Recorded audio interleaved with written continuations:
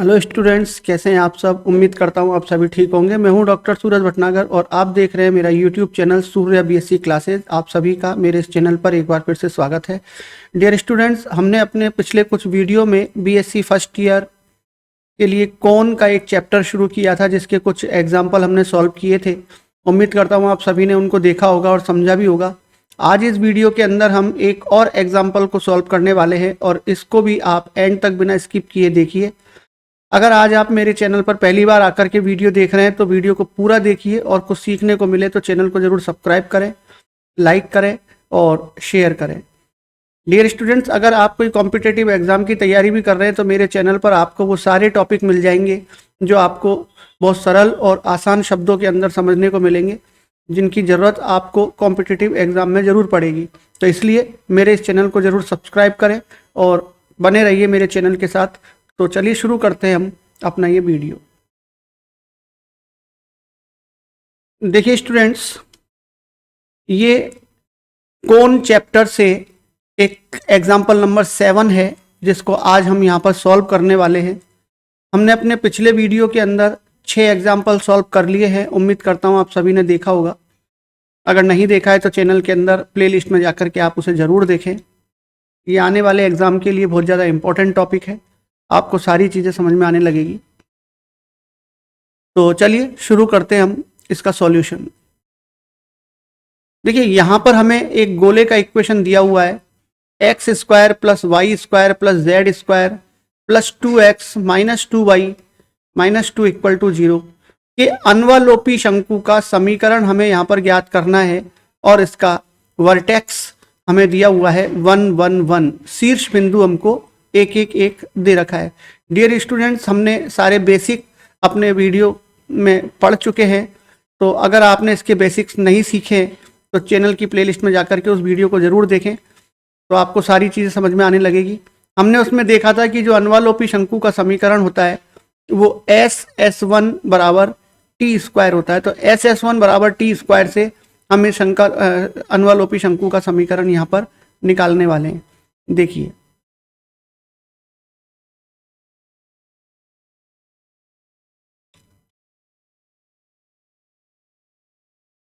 अनवलोपी शंकु का समीकरण हम यहाँ पर फॉर्मूले के द्वारा इसको हल करने वाले हैं। तो अनवलोपी शंकु का जो समीकरण होता है उसको हम प्रदर्शित करते हैं S1 equal to T square. यहाँ पर S का मतलब है जो वक्र हमको दिया हुआ है गोले का समीकरण वो S है। S1 का मतलब यहाँ पर है कि इस गोले के समीकरण के अंदर अगर हम इस पॉइंट को रख देते हैं XYZ की जगह पर 1 1 1 रख देते हैं तो ये S1 बन जाएगा। और T का मतलब यहाँ पर स्पर्श रेखा है, यानी बिंदु 1 1 1 से इस वृत्त की, इस गोले की स्पर्श रेखा की समीकरण हमको यहाँ पर लिखनी पड़ेगी। तो ये सारे मान जब हम इसके अंदर रख देंगे और सॉल्व करेंगे तो हमारे पास अनवलोपी शंकु का समीकरण आ जाएगा। देखिए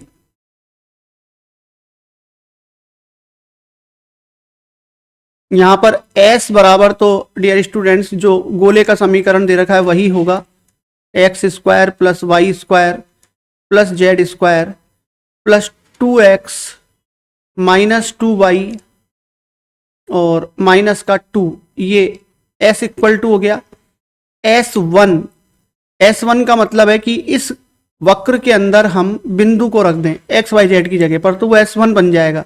जैसे x की जगह 1 रख दिया हमने, प्लस y की जगह 1 रख दिया, प्लस z की जगह पर भी 1 रख दिया, प्लस 2 इंटू एक्स की वैल्यू पुट कर दी, माइनस 2 इंटू वाई की वैल्यू पुट कर दी और माइनस 2।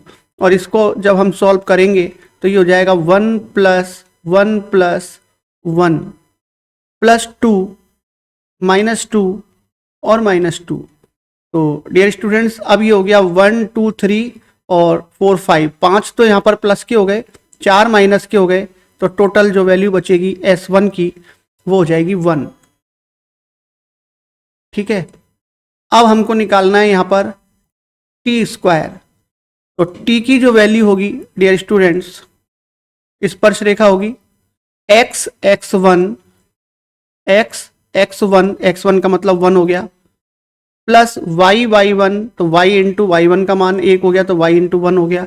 इसी तरीके से z1 में z इंटू 1 हो जाएगा, फिर प्लस 2, तो 2 में 2 का भाग लगाएंगे तो 1 रह जाएगा, और ये हो जाएगा x प्लस x1 यानी कि x प्लस 1, फिर माइनस y प्लस 1 और माइनस 2, ऐसा कैसे ही रह जाएगा। और इसको भी जब हम सॉल्व करेंगे तो ये हो जाएगा x plus y plus z plus x plus 1 minus y minus 1 minus 2। और इसको अगर हम सॉल्व करते हैं तो देखिए x यहाँ पर हो गए 2x, y कट गया यहाँ से, देखिए ये वाला y और ये वाला y यहाँ से कैंसिल हो जाएगा इसको, और हम इसको कैंसिल कर सकते हैं, तो केवल रह गया z। कांस्टेंट संख्या की बात करें तो 1 और माइनस 1 और माइनस 2 माइनस 3 और प्लस 1 यानी कि माइनस का 2 रह जाएगा। तो ये स्पर्श रेखा की इक्वेशन हो गई, ठीक है। अब यहां पर डियर स्टूडेंट्स, अगर आपको ये स्पर्श रेखा निकालनी नहीं आती है तो मैं एक बार यहां पर बता देता हूं स्पर्श रेखा कैसे निकालते हैं। जैसे मान लीजिए कोई वक्र है x square plus Y square plus Z square plus 2ux plus 2vy plus 2wz plus d equal to 0, और इसकी हमको अगर x1 y1 z1 पर स्पर्श रेखा निकालनी है तो स्क्वायर वाली जो टर्म है उनको तो x x1 y y1 और z z1 के रूप में लिख लेते हैं, और जो ये x y और z की जो टर्म है इनके गुणांक को आधा करना पड़ता है, तो 2u का आधा u हो गया और x की जगह पर आएगा x प्लस x1।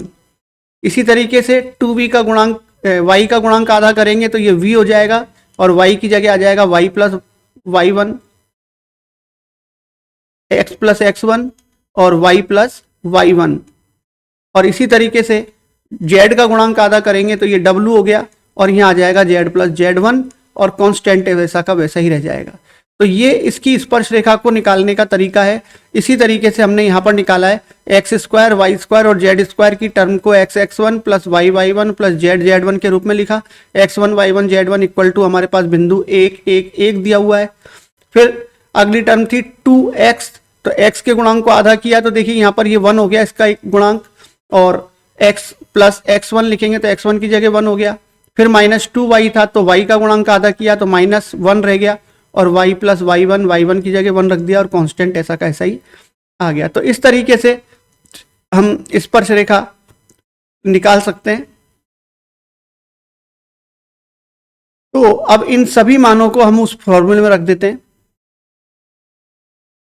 मान सूत्र में रखने पर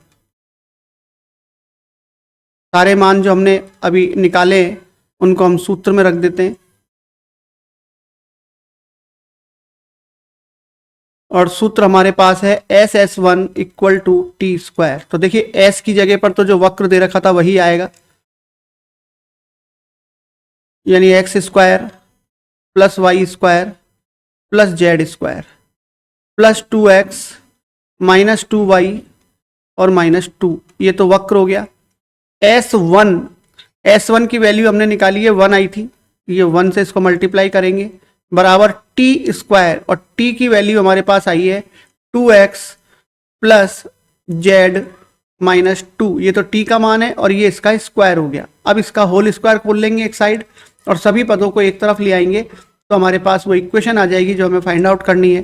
देखिए इधर 1 से इसको मल्टीप्लाई करेंगे तो ये का यही आ जाएगा, x square plus Y square plus Z square plus 2x minus 2y और माइनस 2 इक्वल टू, अब इधर इसका होल स्क्वायर खोलेंगे तो 2x का वर्ग 4x स्क्वायर, फिर z स्क्वायर और प्लस 4, फिर 2ab वाले जो पद आएंगे तीनों के साथ वो आ जाएगा, पहले दो टर्म के लिए आ जाएगा प्लस का 4xz, फिर सेकंड और थर्ड टर्म के लिए आएगा माइनस का 4z, और लास्ट और फर्स्ट के लिए आएगा 2x और माइनस 2 के लिए माइनस का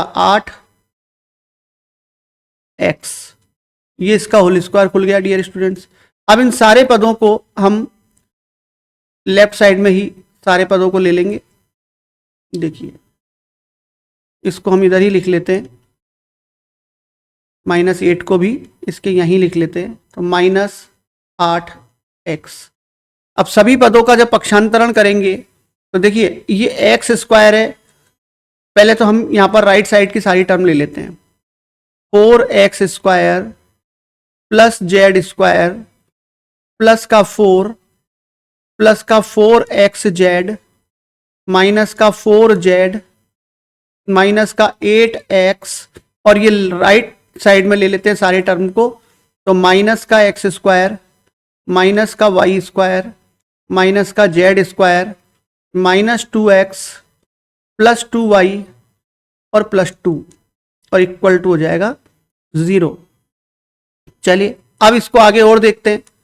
4x स्क्वायर में से x स्क्वायर कैंसिल हुआ तो 3x स्क्वायर हो गया, y स्क्वायर अकेला है, केवल y स्क्वायर की टर्म में माइनस का y स्क्वायर रह जाएगा, z स्क्वायर कैंसिल हो जाएगा दोनों तरफ से, एक्स जेड वाली टर्म यहां पर अकेली है तो प्लस का 4xz हो जाएगा।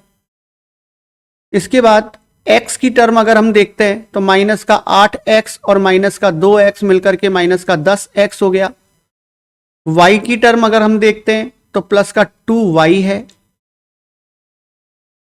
z की टर्म अगर हम देखेंगे यहां पर तो माइनस का 4z है।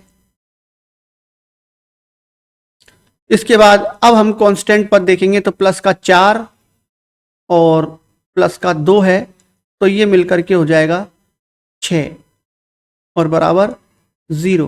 तो डियर स्टूडेंट्स ये वो समीकरण है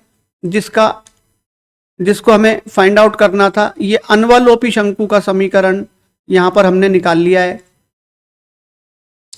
तो अगर हमको गोले की इक्वेशन दे रखी है और किसी बिंदु पर अनवलोपी शंकु का समीकरण ज्ञात करना है तो SS1 equal to T square में मान रख के और हम अनवलोपी शंकु का समीकरण यहां से निकाल सकते हैं। ये बिल्कुल आसान था। अगर वीडियो को ध्यान से एंड तक बिना स्किप किए देखेंगे तो बड़ी आसानी से ये समझ में आने लगेगा। तो उम्मीद करता हूँ सभी के समझ में आ गया होगा। और अगर चैनल को सब्सक्राइब नहीं किया है और इस वीडियो को देख करके कुछ सीखने को मिला है तो मेरे इस चैनल को ज़रूर सब्सक्राइब करें और वीडियो को लाइक करें और कमेंट करके ज़रूर बताएं कि वीडियो कैसी लगी। अगर कोई डाउट रह जाता है तो भी आप कमेंट करके मुझे ज़रूर बताएं। फिर मिलते हैं नेक्स्ट वीडियो पर। Thank you.